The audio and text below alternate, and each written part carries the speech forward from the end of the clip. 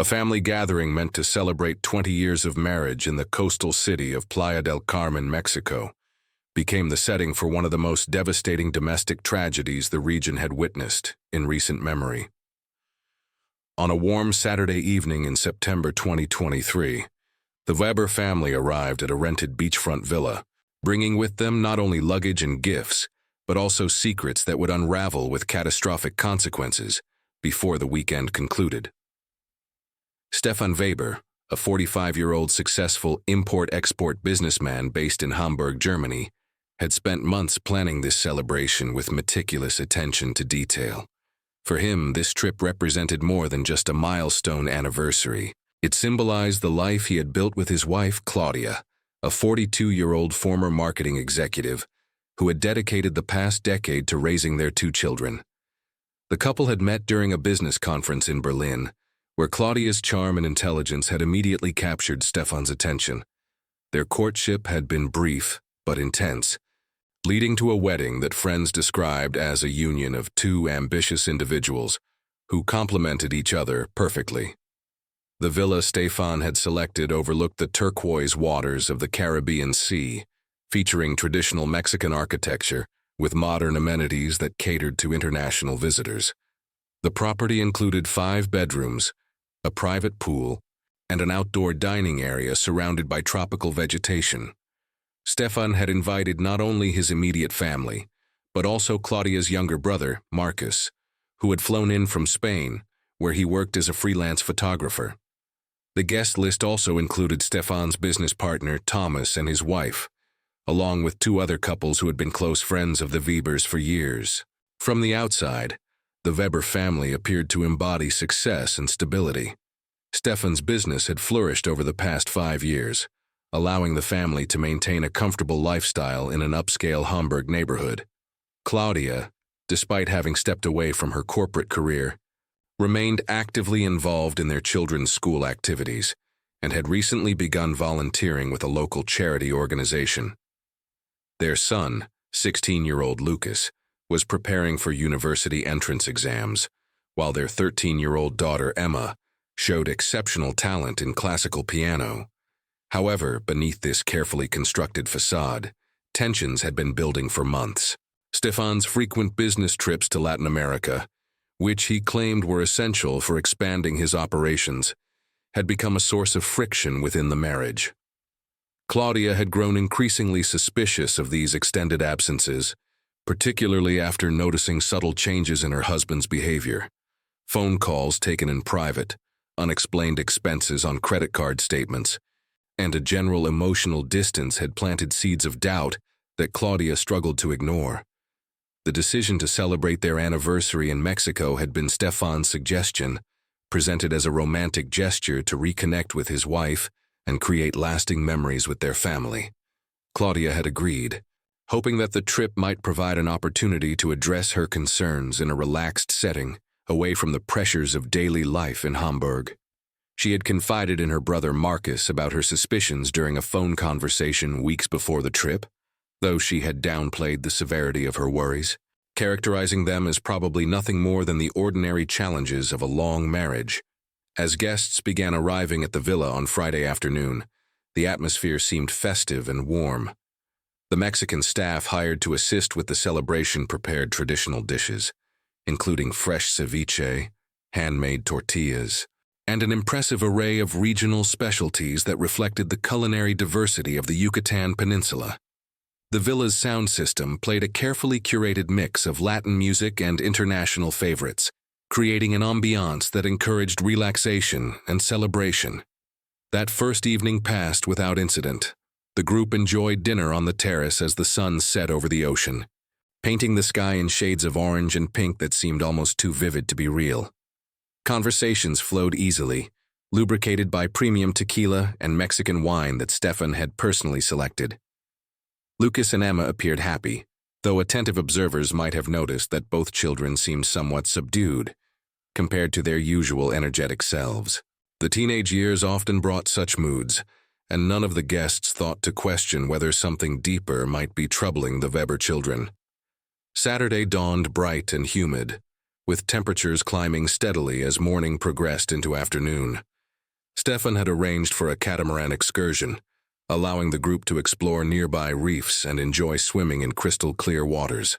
Claudia participated in these activities with apparent enthusiasm, though those who knew her well might have detected a tension in her smile, a distraction in her eyes that suggested her mind was elsewhere, even as her body went through the motions of vacation enjoyment.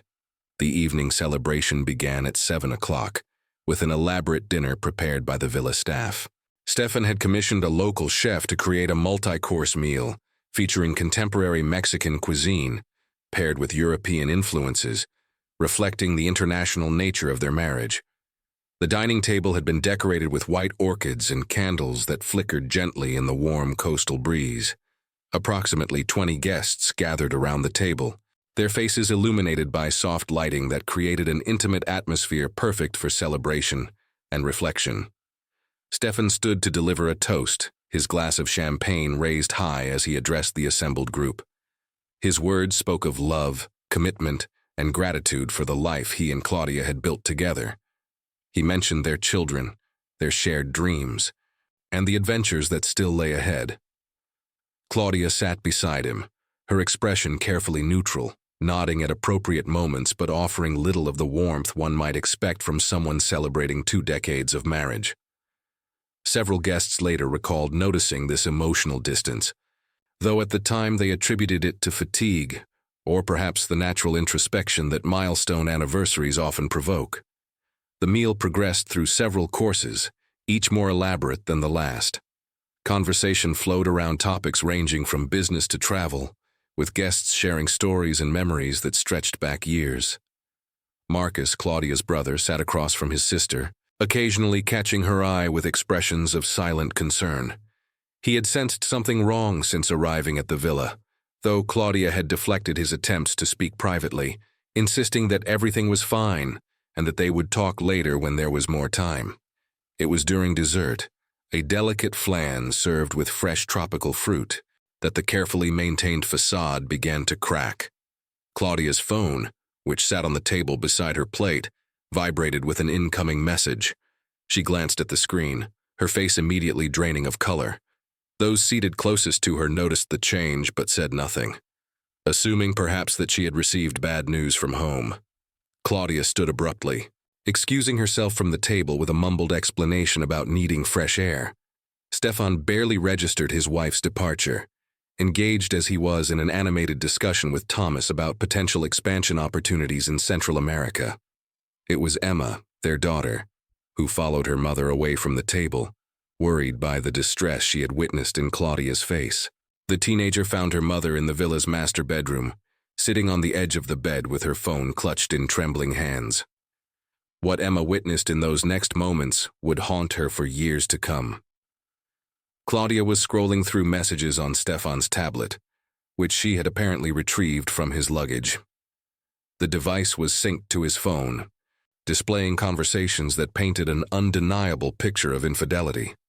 The messages were explicit, affectionate, and detailed, exchanged between Stefan and a woman named Isabella Rodriguez, a business associate based in Mexico City, whom Claudia had met briefly at a company dinner 2 years earlier.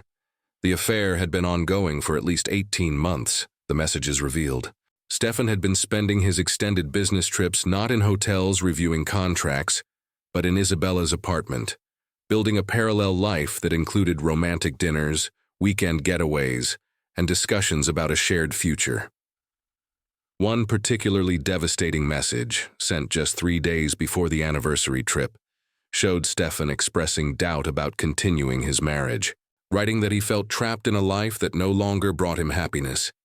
Emma tried to comfort her mother, but Claudia seemed beyond consolation. The teenager later told investigators that her mother's face had transformed from shock to something darker, a cold fury that frightened her. Claudia stood, smoothed her dress, and walked back toward the terrace with a determined stride that suggested she had made some irrevocable decision. Emma followed, anxious and confused, sensing that whatever happened next would change their family forever. The confrontation began quietly, almost civilly. Claudia approached Stefan and asked him to step inside, away from the guests. Stefan, perhaps sensing trouble, made a joke about wives and their mysterious moods, eliciting polite laughter from those around the table before he followed Claudia into the villa's interior. Marcus, reading the tension in his sister's posture, also stood and moved toward the open doorway, positioning himself where he could intervene if necessary.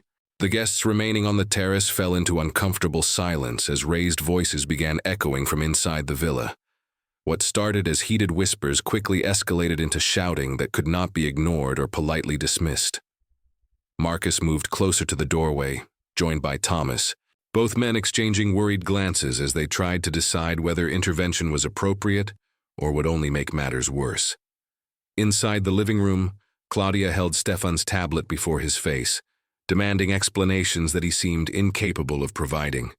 Stefan's initial response was defensive denial, claiming the messages were taken out of context, that Isabella was merely a business associate, that Claudia was overreacting to innocent communications. But the evidence was overwhelming, and his protests quickly collapsed into silence as Claudia read excerpts aloud, her voice shaking with rage and betrayal. Stefan's demeanor shifted from denial to justification. He accused Claudia of emotional neglect, of prioritizing their children over their marriage, of becoming someone he no longer recognized. His words were cruel and calculated, designed to wound as deeply as he himself felt wounded by the exposure of his secrets. He spoke of feeling suffocated by domestic responsibilities, of Isabella representing freedom and passion that had died in his marriage years ago. These admissions, delivered with brutal honesty, destroyed whatever remained of the relationship Claudia had believed they shared. The argument attracted the attention of all the guests. Some attempted to leave discreetly, gathering their belongings and calling taxis despite the late hour and remote location of the villa. Others remained frozen in their seats, paralyzed by the social awkwardness of witnessing such an intimate breakdown. Lucas shepherded his sister Emma away from the scene, taking her to the far end of the property near the pool, where the sounds of their parents' destruction of each other were somewhat muffled by distance and the crash of waves against the shore. Marcus finally entered the living room, placing himself physically between his sister and Stefan. He urged both to calm down, to continue the conversation privately the next day after emotions had cooled. But Claudia pushed past her brother, her focus entirely on her husband. She demanded to know how long he had been planning to leave her, whether this entire anniversary trip had been some perverse form of farewell disguised as celebration. Stefan's response came after a long, tense silence. He admitted that he had been considering divorce for over a year, but had lacked the courage to act. The anniversary trip, he confessed, had been an attempt to determine whether their marriage could be salvaged, though he acknowledged now that his decision had already been made before they ever boarded the plane to Mexico. Isabella had given him an ultimatum 3 months earlier, forcing him to choose between his family obligations and the life he truly wanted. The revelation that Stefan had brought his family to Mexico while actively planning to abandon them pushed Claudia beyond rational thought. She grabbed a decorative glass vase from a nearby table and hurled it at Stefan, missing his head by inches as it shattered against the wall behind him. Marcus seized his sister's arms, restraining her as she screamed accusations and obscenities that shocked everyone present with their raw intensity. Stefan made no move to defend himself physically, but his words continued to inflict damage. He told Claudia she had become boring, predictable, that their life together felt like a prison sentence he had endured out of obligation rather than choice. He claimed Isabella understood him in ways Claudia never had, that their connection was intellectual and emotional, not merely physical as Claudia was implying. The villa staff, hearing the commotion, had retreated to the kitchen, uncertain whether to call local authorities or allow the foreign guests to resolve their domestic crisis privately. Mexican culture placed significant emphasis on family privacy and the handling of such matters within the family unit, rather than involving outsiders unless absolutely necessary. The staff whispered among themselves, debating their responsibilities while preparing to intervene if the situation turned violent. Thomas managed to guide Stefan toward one of the bedrooms, suggesting he spend the night there while arrangements were made for alternative accommodations the following day. Stefan resisted briefly before acquiescing, his earlier bravado fading into exhaustion. He looked back at Claudia once before disappearing down the hallway, his expression unreadable, offering neither apology nor further explanation for the devastation he had caused. The remaining guests departed within the hour, their exits marked by awkward farewells and expressions of concern that felt inadequate, given the magnitude of what they had witnessed. Thomas and his wife offered to stay, but Marcus politely declined, saying the family needed privacy to process what had happened. By midnight, only the Weber family and Marcus remained at the villa, along with the staff who had retired to their quarters at the back of the property. Claudia sat motionless on the terrace, staring at the dark ocean as waves crashed rhythmically against the shore. Marcus brought her water and attempted conversation, but she responded only in monosyllables or not at all. Her brother recognized the signs of profound shock, a psychological withdrawal he had witnessed once before, when their father died suddenly years earlier. He suggested they return to Hamburg immediately, cutting the trip short and dealing with the aftermath in familiar surroundings. But Claudia refused to leave. She insisted on staying through Sunday as originally planned, though her reasoning made little sense to Marcus. She spoke of not wanting to disrupt the children further, of needing time to think clearly before making any decisions about the future. Marcus suspected his sister was simply unable to process the enormity of what had been revealed, that her mind had temporarily shut down to protect itself from unbearable emotional pain. Stefan remained in the guest bedroom, his door locked from the inside. Around 2 a.m, Thomas sent him a text message checking on his well-being. Stefan responded briefly, saying he was fine, and requesting that everyone respect his need for solitude. He acknowledged that his behavior had been inexcusable, but claimed he needed space to determine his next steps. Thomas, uncomfortable with the entire situation, and feeling partially responsible for not recognizing warning signs earlier, considered calling local authorities but ultimately decided against it, reasoning that this was a private family matter that would resolve itself once cooler heads prevailed. Lucas and Emma huddled together in their shared bedroom, both too anxious to sleep. Emma cried quietly while her brother tried to offer comfort. He did not feel himself. The teenagers had witnessed arguments between their parents before, but nothing approaching the viciousness of tonight's confrontation.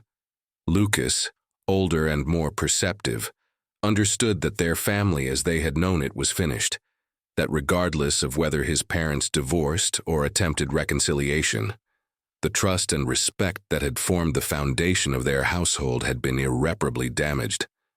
Dawn came slowly, the sky lightening in gradual degrees as Sunday morning arrived.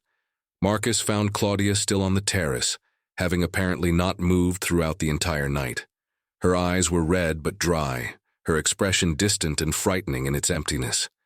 She accepted coffee from her brother but said nothing, her gaze fixed on some point beyond the horizon that only she could see.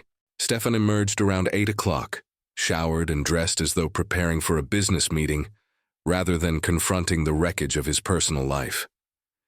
He approached the terrace tentatively, maintaining distance from Claudia as he suggested they speak privately. Marcus positioned himself between them again, but Claudia surprised everyone by agreeing calmly, rising from her chair and walking toward the beach without looking back to see if Stefan followed. The conversation that occurred between husband and wife during that beach walk would never be fully known. No witnesses were close enough to hear their words, though several people watched from the villa as the couple stood facing each other on the sand, their body language stiff and formal. The discussion lasted approximately 20 minutes before Claudia turned and walked back toward the villa alone, leaving Stefan standing by the water's edge. What Marcus noticed when his sister returned was the change in her demeanor. The emptiness had been replaced by something else, a cold determination that worried him more than her earlier catatonia. Claudia announced that she was going to shower and change, that she wanted the family to have breakfast together one final time before they began making arrangements to return home. Her voice was steady, almost cheerful, a tonal shift so dramatic that Marcus immediately sensed something wrong. Stefan returned to the villa 30 minutes later, finding Marcus waiting for him in the living room. The two men exchanged few words, but Marcus made clear his disgust with Stefan's actions. and his intention to support his sister through whatever came next. Stefan accepted the criticism without argument, his earlier defensiveness replaced by what appeared to be genuine remorse, though whether this represented true regret or simply embarrassment at having been caught remained unclear. The villa staff prepared breakfast on the terrace as requested, laying out fresh fruit, pastries, and traditional Mexican dishes despite the palpable tension that had settled over the property. Claudia appeared at 9:30, wearing a white linen dress and sunglasses that concealed her eyes. Her hair was styled, her makeup carefully applied, presenting an image of composure that seemed almost surreal, given the previous night's events. Lucas and Emma arrived reluctantly, summoned by their mother's insistence that the family share one final meal together.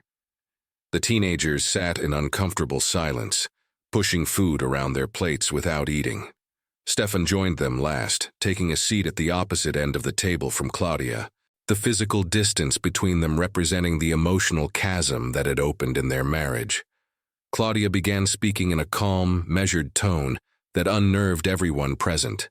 She discussed practical matters with disturbing detachment, addressing logistics of their return to Hamburg, arrangements that would need to be made regarding the children's schooling, and decisions about their shared property. She spoke as though discussing a business transaction, rather than the dissolution of a 20-year marriage, her voice devoid of emotion or inflection. Stefan attempted several times to interject, to apologize or explain, but Claudia cut him off with polite firmness, stating that nothing he could say would change what had been revealed or repair what had been broken. She told their children that their father had made choices that ended their family as they knew it, and that while life would be difficult for a time, they would adapt and eventually heal. Emma began crying softly, while Lucas stared at his father with barely concealed contempt. Marcus watched his sister with growing alarm. He had expected anger, grief, perhaps even hysteria, but this eerie calmness suggested something far more troubling. He attempted to catch her eye, to silently communicate his concern, but Claudia seemed to look through him rather than at him, her attention focused inward on thoughts she shared with no one.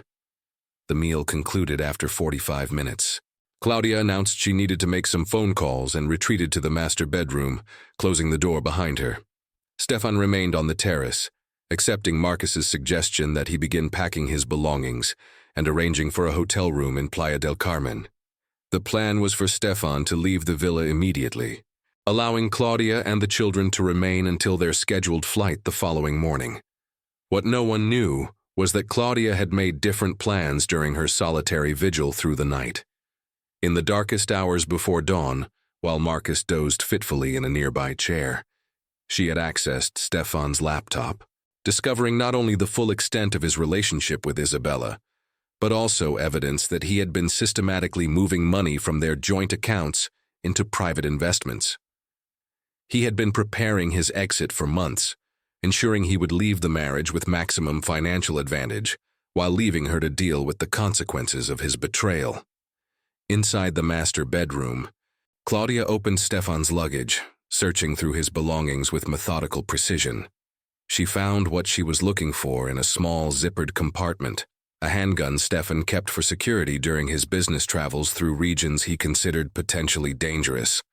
The weapon was loaded, a fact Claudia verified with hands that moved with surprising steadiness, given her complete lack of familiarity with firearms.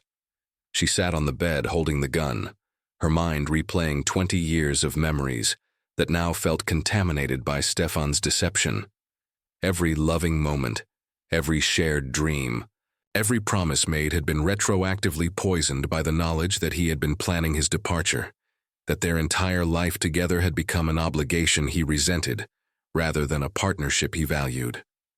The rage that had consumed her the previous night had crystallized into something colder and more dangerous, a determination that if she could not have the life she had believed was hers, then neither would he.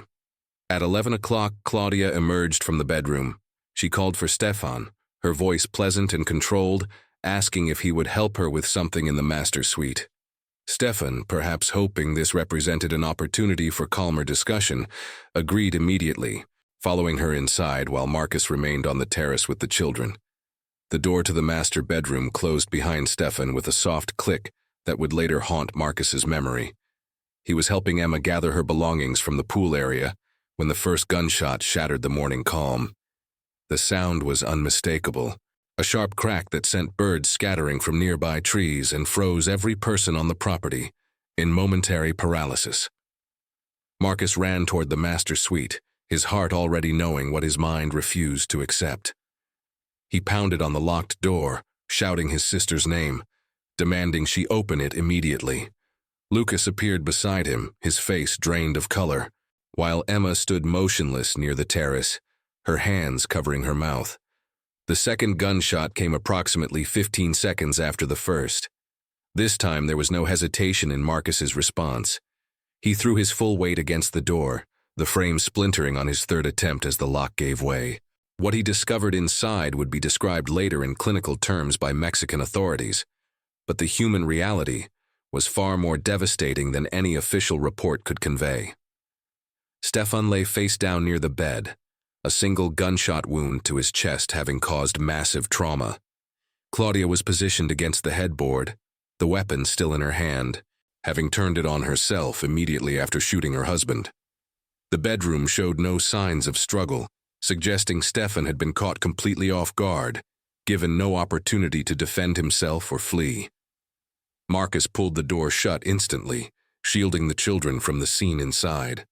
He fumbled for his phone with shaking hands, dialing emergency services while simultaneously trying to process what he had witnessed.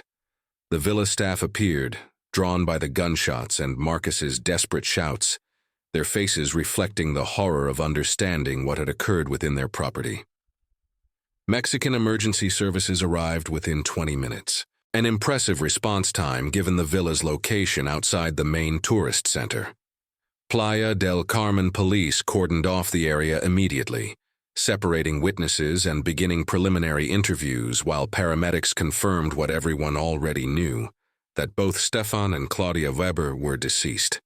The investigation that followed was thorough but relatively straightforward.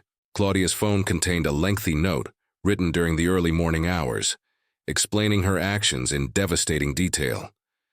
She described the betrayal, the financial deception, the complete destruction of everything she had believed about her life and marriage.